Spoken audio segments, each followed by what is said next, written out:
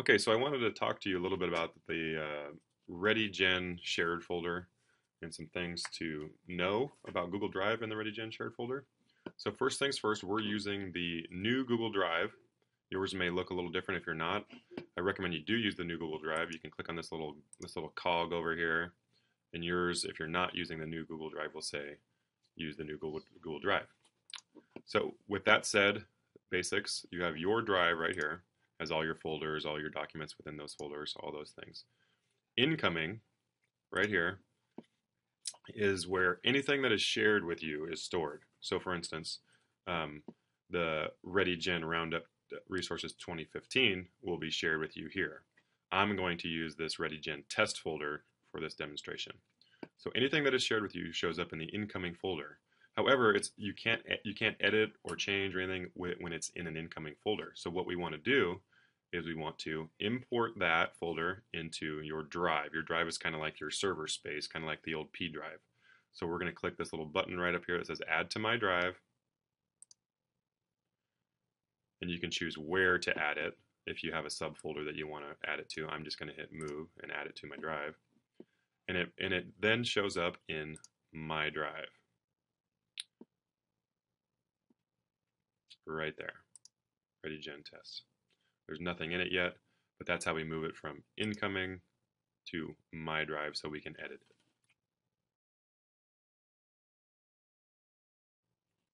Okay, so now I'd like to talk to you a little bit about file structure of Google Drive and what we've done. So we've imported that RG test folder into my drive. If you look here, these little people that show up on the folders, that means that document is shared. Even though it shows up in your drive, it's still shared with whoever it's shared with. For instance, if you click on the ReadyGen Roundup Resources folder, and if you look over at sharing, you can see kind of who can edit and who can access it. So these people all have access to this document, this folder, and all the subfolders. So if we change things in there, it's going to change it for every single person in that group. So let's look. If we click this little arrow, we see everything that's under that folder. Let's look specifically at kindergarten, and it will be similar for each grade level, but let's look at kindergarten. And we have several subfolders: getting started, navigation, organization, and reading foundational skills. And within each of those folders, we have subtopics, several subtopics, very kind of complex, but not unlike any other server structure that we've seen before. So let's pretend for a moment that we wanted to add something to our top 5 tips. Okay, so our top 5 tips, we have a really cool tip that we want to add to that, and we want to add something from my drive. We want to add this Foursquare thing, PDF, to that tip section. So what you do is you simply click on it, and yours may look a little different. If you click this little button here, your drive could look slightly different, list view or tile view. So I'm just going to simply click and hold this document, and I'm going to drag it over here to the ReadyGen Roundup 2015. I'm going to hover, and you'll see all the grade levels open up below that. I want it to go in Kinder, so I'm going to hover over Kinder, and I want it to go in Getting Started, Top 5 Tips. So I hover it right over Top 5 Tips, and I let go, and it says, share this file. Moving this file will share it with everyone who can see that folder. So everyone that has access to this folder will now be able to see that document. And yes, we want to do that. Okay.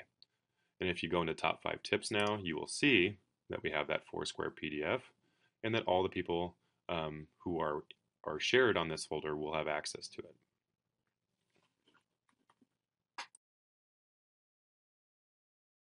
So I wanted to talk a little bit more about how to add stuff to the ReadyGen folder. If you need to add a picture or a video or a PDF or a Word document or any other document, you can add anything that's currently in your drive. So if I wanted to add this untitled document to that ReadyGen folder, that's pretty easy. You simply drag and drop it where you want it. But if it's not in your Google Drive, you need to be able to add it to your Google Drive. So you would click the New button. You're going to upload a file of some sort, File Upload. And then I'm going to point to, on my computer, this is a Mac, so it might look a little different than yours.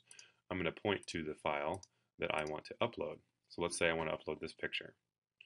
I click on it, I hit open, and it says it's uploading this item right here.